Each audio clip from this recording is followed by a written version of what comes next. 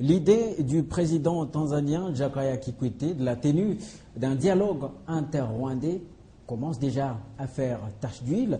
Maintenant, c'est pratiquement la diaspora de tous les pays de la région des Grands Lacs qui s'en approprie. Nous en parlons ce matin avec un invité. Il s'appelle Michel Kitoko. Il est politologue. Bonjour et bienvenue. Merci. Alors, pour vous qui êtes politologue, est-ce qu'on peut dire qu'on s'achemine à un dialogue inter-rwandais vu les appels qui fusent de partout? Moi, je pense que le dialogue est inévitable. Hein, ça, il faut le signaler. Hein.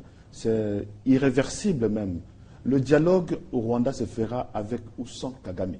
Qui refuse ou non, un jour viendra un dialogue au Rwanda. C'est une nécessité. Il n'est pas normal qu'un pays se divise de manière acharnée, que deux ethnies succèdent le cycle de violence de manière récurrente, sans pour autant qu'ils se mettent autour d'une table pour dire non à cette violence récurrente et qui peuvent trouver des solutions pour l'avenir du Rwanda. Je l'ai toujours dit, l'avenir du Rwanda dépend des Rwandais et même tous les Rwandais de toutes les catégories, de toutes les ethnies, Hutu, Tutsi, Toi et autres. Ils doivent se mettre autour d'une table et négocier pour l'avenir réel du Rwanda. Moi, je pense que pour la paix réelle des Grands Lacs, et ici, la paix durable, il va falloir que tous ces pays membres de Grands Lacs, que chacun fasse le ménage chez lui. Et le Rwanda n'a jamais montré l'exemple. Ouais. Et j'étais un peu surpris de propos de ministre des Affaires étrangères, Mme Mushikiwabo, qui a considéré, qui a traité le propos du président tanzanien d'aberrant. Ouais. Moi, je pense que c'est le raisonnement rwandais, aujourd'hui, les dirigeants rwandais, c'est un raisonnement qui est complètement aberrant. Aberrant pourquoi? Parce que quand on parle de la question de dialogue inter-rwandais, on n'incite pas et on n'impose pas au président rwandais de dialoguer directement et tout de suite avec les génocidaires. Non. Ouais. De toute façon, les génocidaires sont traqués, les génocidaires sont poursuivis par la justice et il y a beaucoup d'autres opposants. Il ne faut pas ausculter la situation pour dire aujourd'hui qu'on nous impose le dialogue avec les génocidaires. Et d'ailleurs, même si alors le cas, dans son propre camp, on trouve des grands génocidaires qui sont avec et qui sont dans les affaires aujourd'hui. Oui, oui. Alors, moi, je pense qu'aujourd'hui, on ne va pas réduire la question des dialogues inter-rwandais sous simple obligation du Rwanda à traiter avec les génocidaires. Le Rwanda, aujourd'hui, est le seul pays au monde qui a beaucoup plus d'opposants à l'extérieur. Voilà pourquoi la diaspora s'en est appropriée. Alors ça dénote d'un manque de démocratie. Depuis que Kagame est au pouvoir, plus de 20 ans au pouvoir, il a créé autant d'opposants du jamais vu. Il a beaucoup plus d'opposants à l'extérieur. De toutes les ethnies confondues, de Toi, de Hutu et de Tutsi, sont à l'extérieur comme opposants au régime Kagame. Donc cela ont droit au chapitre de dialogue pour dire que nous devons mettre la propriété au Rwanda pour trouver des solutions. Nous, en tant que citoyens congolais RDC, ce que nous souhaitons, c'est quoi? C'est qu'une fois que la situation du Rwanda s'améliore, il s'arrange comme tel, les saletés qui sont jetées en RDC vont cesser. Parce que nous subissons les saletés qui viennent de Rwanda par le régime Kagame.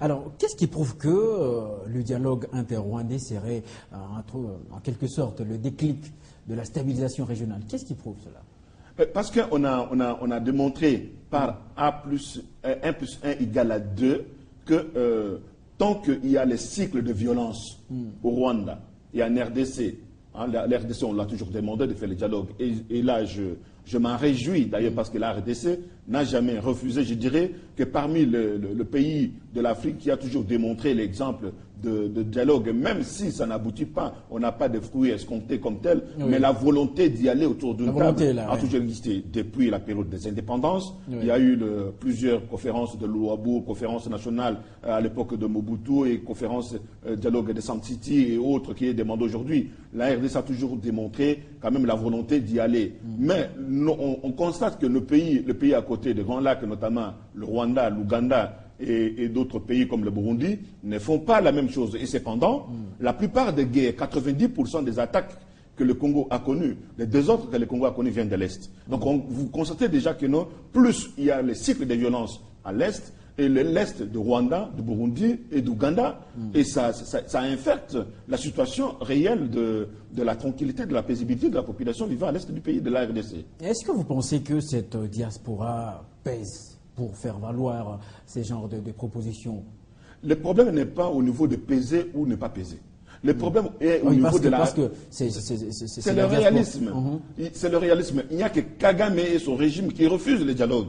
Pourquoi refuser le dialogue quand on est démocrate? Si vraiment, à son sein, il pense qu'il est démocrate, pourquoi doit-il refuser le dialogue? Chez lui, on ne l'impose pas qu'il aille ailleurs, comme a fait la RDC aller en Afrique du Sud, ou lui demander encore de poursuivre d'autres dialogues avec les rebelles à Kampala. Mais là, on lui demande de le faire chez lui à Kampala. Moi, je dis tout simplement, je l'ai toujours dit, vaut mieux qu'il fasse ces dialogues que de subir ces dialogues. Parce qu'avec ou sans lui, le dialogue aura lieu. Aujourd'hui, la communauté internationale est bien consciente qu'il faut un dialogue pour une paix durable. Lui pensait que seul le président tanzanien qui a lancé cet appel, et on l'a traité de ses propos d'aberrant. Aujourd'hui, la plupart des intellectuels de la diaspora et autres se sont unis. Pour la première fois, les Rwandais comme les Congolais se sont unis. Burundais, oui. Oui, les Congolais, les Rwandais, les Burundais se sont unis. Chose du jamais vue. Là, avec un mot d'ordre, dialogue inter-rwandais. C'est tout à fait normal. Il va défier tous ces intellectuels qui vivent dans d'autres pays, il va défier tous les dirigeants africains, il va défier la communauté internationale au nom du fait qu'il a la pensée unique, il a la vérité en lui, il n'y a que lui qui est le père à penser de toutes les vérités du monde. Non. Moi, je pense que l'heure est venue à ce qu'on puisse faire un bilan. Le bilan dans le sens que non, il y a eu beaucoup de cycles de violence au Rwanda, de génocide à génocide. Et d'ailleurs, le génocide, c'est quelque chose qui est établi. Ce n'est pas quelque chose qu'on a inventé. Il y a eu génocide. C'est quelque chose d'établi. À partir de ce moment, on constate qu'il y a eu les cycles de violence et d'autres génocides de Hutus par les Tutsis, notamment même sur le territoire congolais. Oui. Il y a beaucoup d'analyses, beaucoup de documents là-dessus. Il va falloir maintenant que ces deux peuples se mettent autour d'une table. Au lieu de dire que quand les Tutsis ils sont au pouvoir, les Hutus en asile, les Hutus au pouvoir, les Tutsis en asile, c'est pas normal. Il va falloir que ça cesse et qu'on se dise, regardons-nous les uns les autres en tant que citoyens africains et qu'on puisse aller vers de l'avant. C'est pas normal que le Rwanda qui est à côté de la RDC, qu'on aille les cycles de violence et de la haine qui peuvent être ressurgis d'un moment à l'autre. Il faut cesser ça. Parce que demain, le Rwanda n'appartient pas à Paul Kagame, ça appartient aux citoyens rwandais. Alors pour de telles idées, ça ne serait pas préférable que la communauté internationale s'implique, pendant que cette dernière a toujours été jugée de traiter le Rwanda comme son chouchou? Chouchou, c'est fini, le chouchou qui devient, oui, mais le chouchou, le Rwanda, il devient, le Paul Kagame ne devient plus, ce n'est plus chouchou, il devient quelqu'un qui sème le désordre, la terreur. Le Rwanda est lâché. Non, ce n'est pas le Rwanda qui est lâché. On ne peut pas lâcher un pays comme le Rwanda n'est pas lâché. C'est le régime de Kagame qui met en déroute l'ensemble des mécanismes, voire même l'aide qu'on peut apporter, l'aide de la tranquillité, de la paix qu'on peut apporter à ce peuple rwandais. C'est lui, de par sa façon de voir les choses. Il pense qu'il a la science infuse, il pense qu'il a la vérité unique, et que c'est à lui de faire des choses comme bon les semble avec Mushikiwabo. Moi, je pense qu'aujourd'hui, tout le monde se lève, la plupart des gens qui ne le disent pas tout haut, le pensent tout bas, moi je le dis tout haut ici, sur le plateau de la télévision, il faut un dialogue inter-rwandais. Ce dialogue inter-rwandais va mettre un peu le calme et la tranquillité dans la région de Grand Lac. Parce que le Rwanda n'a jamais osé faire le dialogue. 20 ans au pouvoir, on peut refuser, on peut dire qu'Abiyarimana ne l'a pas fait, mais oui. Les temps évoluent aujourd'hui, on demande. Avec d'autres dynamiques. Depuis des années 30 qu'il y a le cycle de violence au Rwanda. Depuis des années 30. Et jusqu'à maintenant, on est en 2013. Plusieurs années durant, vous imaginez, on va avoisiner un siècle pour que ce pays-là, pour que ce pays-là ne se mette pas, les citoyens de ce pays ne se mettent pas autour d'une table pour regarder leur avenir ensemble. Non. Nos enfants, nous refusons que les enfants congolais puissent copier les systèmes rwandais qui consistent à se diviser les uns les autres et à se couper les têtes, à faire un génocide. Nous avons plus de 400 ethnies dans ce pays. Il ne va pas falloir qu'on puisse copier ces systèmes-là. Nous devons donner l'éducation et un héritage qu'il faut à nos enfants et à nos petits-enfants. Oui. Ça, c'est un appel que je demande aussi aux citoyens rwandais d'avoir la sagesse de comprendre que l'avenir du Rwanda n'appartient pas à une seule personne ou à deux personnes, Paul Kagame et James Kabarebe. Non, ça n'appartient pas à eux, ça appartient à tous les citoyens rwandais et à la limite à toute la communauté de pays membres de Grand Lac. Alors pourquoi, depuis que le président Jaka Kikwete a lancé cette idée, aucun chef d'État de la région n'a haussé sa voix, n'a émis une opinion par rapport à ça? Ah si. Apparemment, c'est une corde sensible. Non, non, mais attention. Ouais. Oui, c'est vrai. On peut dire que c'est sensible, mais au moins, il a eu la vérité. La vérité aujourd'hui, il a dit tout haut, il a persisté, il persiste et il signe. Ses propos ne sont pas aberrants. Au contraire, c'est le raisonnement de Paul Kagame avec Mushikiwabo. C'est un raisonnement qui est complètement aberrant et hors la plaque. Moi, je dis tout simplement qu'aujourd'hui, le président tanzanien a fait son devoir, a dit ce qu'il pense. Et c'est un signal conseil qu'il a voulu lancer à l'adresse du président rwandais. Quitte à la communauté internationale aujourd'hui de juger, et je ne connais pas un seul dirigeant au monde qui s'est levé pour dire non aux propos du président tanzanien, qui ne dit mot consent. Moi, je pense qu'aujourd'hui, tout le monde est bien conscient, la communauté internationale, et vous voyez bien que petit à petit, même l'Amérique et d'autres pays vont s'en impliquer pour dire quand même, il faut une dose contributive d'un dialogue à l'intérieur de ce pays. Alors pourquoi aucun pays africain ne s'est jusque pas là prononcé à ce sujet, sauf la Tanzanie? Pourquoi? Ça doit faire sous-entendre quelque chose. Non, ils vont se prononcer. Parce que ce sont les ressortissants des pays membres de Grand Lac qui commencent aujourd'hui à s'agiter pour dire nous voulons ça.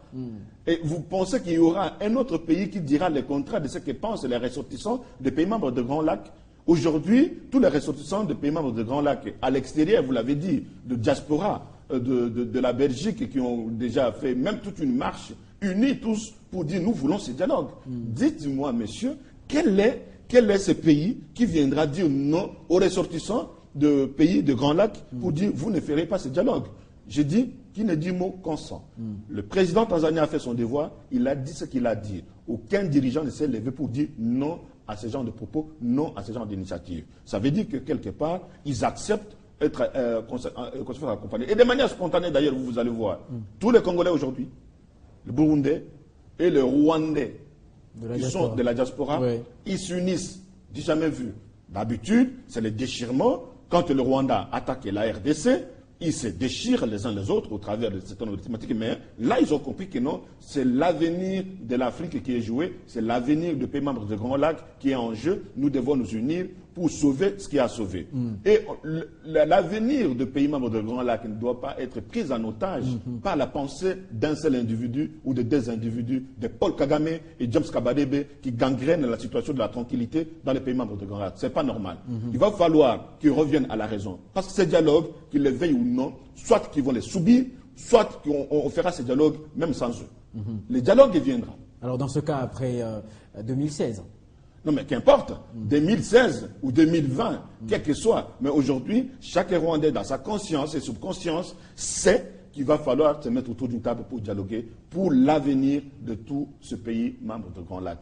La RDC fait son devoir. Oui. Le Ouganda doit faire son devoir. Le Burundi fera son devoir en même temps. Et le Rwanda aussi. Pour que nous puissions revenir à... Moi, je ne parle pas de la nostalgie du passé, de tout ce que nous avons vécu à l'époque avec nos amis rwandais qui étaient avec nous jusqu'aussi au campus, avec qui on faisait même les études. Il va falloir que les cycles de violence puissent cesser. Parce que ce n'est pas normal. Qu'est-ce que vous direz à un enfant qui a vu les militaires rwandais massacrer ou violer sa maman devant lui? Qu'est-ce que vous direz à cet enfant congolais quand il a vu son père massacré par les insurgés qui viennent du Rwanda? Qu'est-ce que vous allez dire? D'aimer le Rwanda? Non. Moi, je pense que c'est maintenant qu'il faut éradiquer ce cycle de violence. Oui. C'est maintenant qu'il faut se mettre autour d'une table. C'est maintenant qu'il faut se dire que l'avenir des pays membres de Grand Lac appartient aux ressortissants des pays membres du Grand Lac. Et chacun doit faire la propriété. C'est une logique normale. Qui va refuser cette logique-là? Personne d'autre. Qui peut refuser la logique? Alors, en face de Paul Kagame, il y a les FDLR qui sont visiblement prêts à en découdre. Est-ce que avec des interlocuteurs pareils, on peut envisager un dialogue? Parce qu'eux, apparemment, ils veulent se venger. Mais attendez, quand on veut se venger et qu'on a des armes, on ne va pas avec des armes sur la table de négociation. On ne va pas avec des armes et Kalachnikov et des chars de combat sur la table de dialogue. Je demande si c'est envisageable devant des interlocuteurs pareils. Mais le refus ne vient pas de ceux-là qui ont les armes. Le refus vient de celui qui dirige au quotidien la situation du Rwanda. Ça ne vient pas de la part des gens qui ont les armes, qui se disent oui, on est rebelle, on est rebellé contre la politique de Paul Kagame, ou ceux qui sont rebelles par la pensée. Parce que de manière intellectuelle. jusque-là, les